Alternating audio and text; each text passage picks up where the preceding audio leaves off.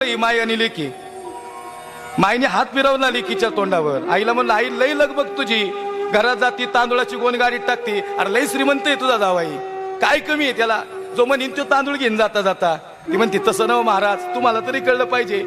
पोरगी म्हणते, अहो महाराज तेच सांगते आईला, पण काय तिचं चैनच पडत नाही. लेकरांसाठी काय करू, माझ्यासाठी काय करू, नुसती उलगाल होती तिच्या जीवाची.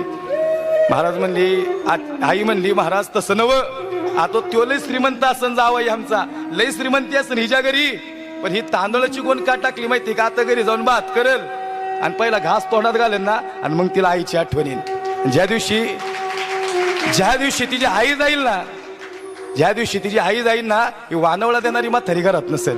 विचारायचं बसलेल्या लेकींना, आज मी या लेकी गेल्यानंतर म्हातारी वानवळा देते.